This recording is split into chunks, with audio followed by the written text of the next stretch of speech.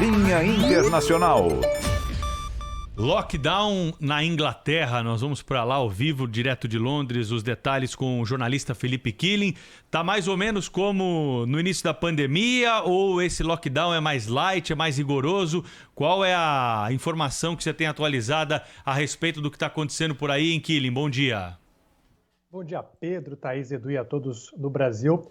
Tá bem parecido com o lockdown de março, bastante restritivo. Os ingleses só podem sair de casa para ir ao mercado, farmácia, hospitais ou para se exercitar e uma vez ao dia. Todo o comércio considerado não essencial está fechado, escolas e universidades também. O primeiro-ministro Boris Johnson anunciou ontem esse terceiro lockdown. Ele é bem mais restritivo do que o que tivemos em novembro e tem essa semelhança aí com o lockdown de março. Ele afirmou que os hospitais aqui na Inglaterra estão operando numa capacidade superior de 40% do que o pico da primeira onda em abril.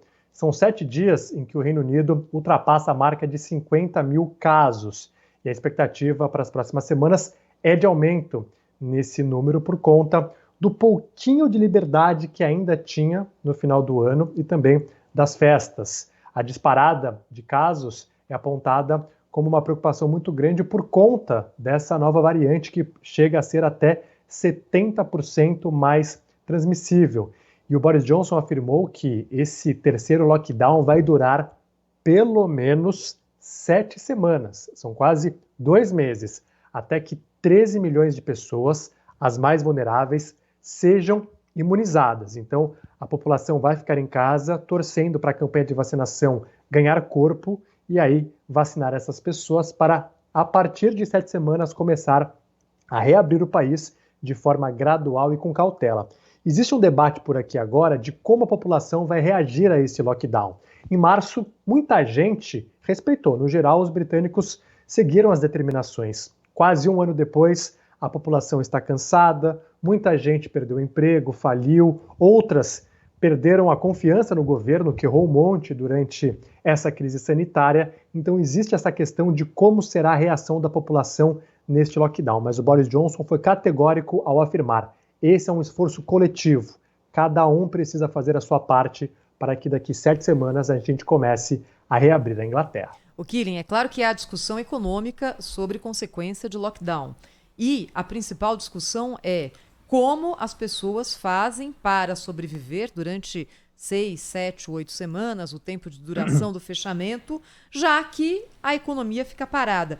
Qual é a base, estrutura que o governo britânico oferece para pessoas e empresas durante esse período de lockdown?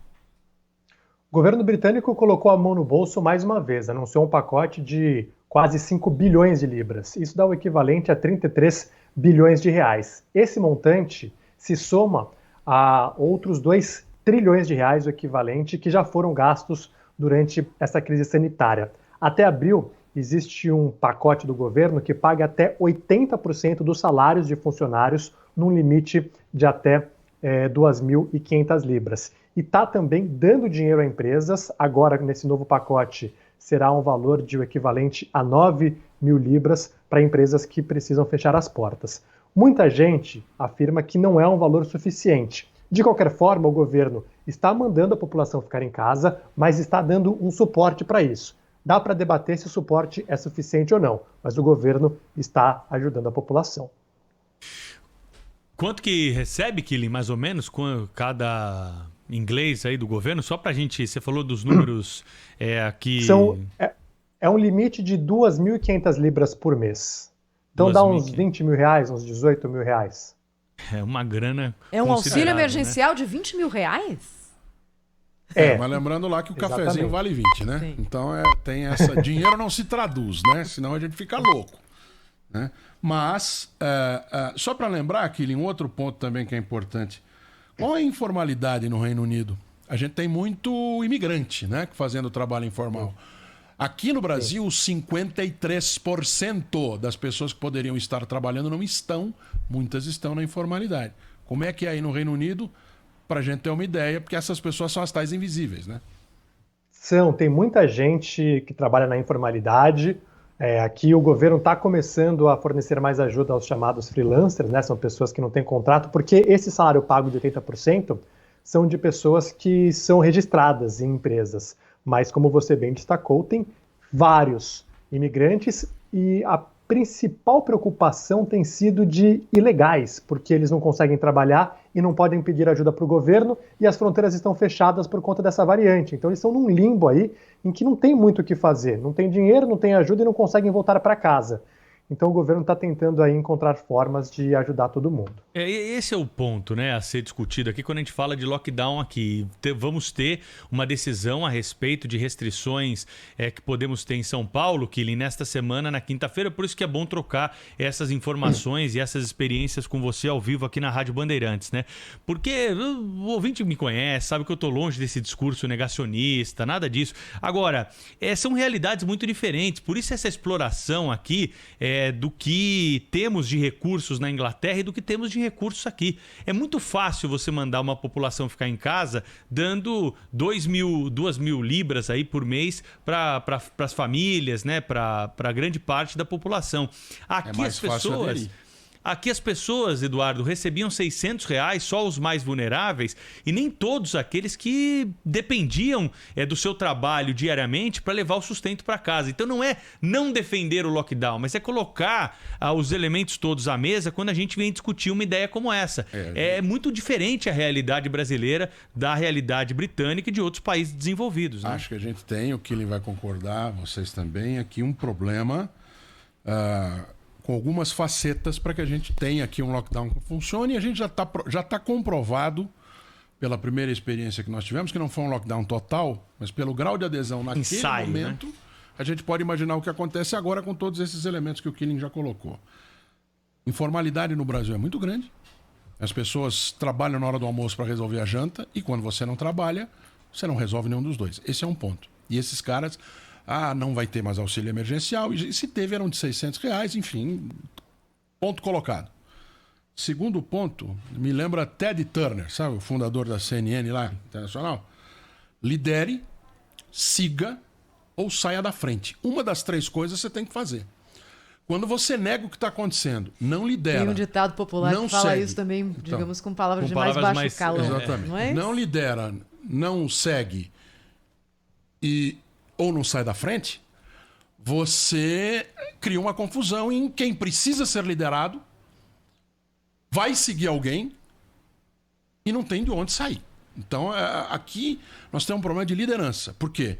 Nós temos um tipo de liderança que não lidera e um outro tipo de liderança que acha que está liderando a Suíça, né? Que basta querer e ficar em casa e que está tudo certo. Ou seja, um grande número de brasileiros não tem dinheiro e nem liderança.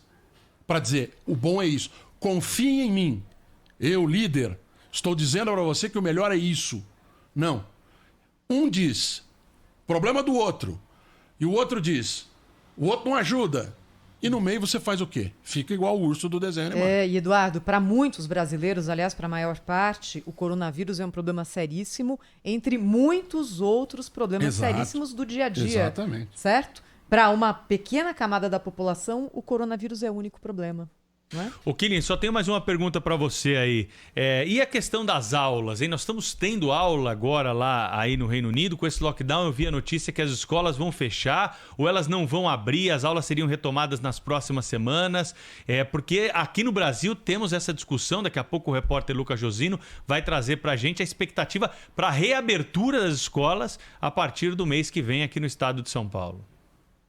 Pedro, o recesso de final do ano terminaria ontem, mas as aulas agora serão online, de forma remota, em escolas e também em universidades, até porque os gráficos mostram que essa nova cepa se disseminou bastante entre jovens e crianças, que normalmente não adoecem tanto, mas acabam levando o vírus para casa ou até mesmo contaminam professores. O governo britânico não queria cancelar as aulas, o Boris Johnson chegou a afirmar que não iria voltar a fechar as escolas, mas diante da disparada de casos e das evidências científicas, não teve outro jeito a não ser fechar as escolas, pelo menos até a metade de fevereiro.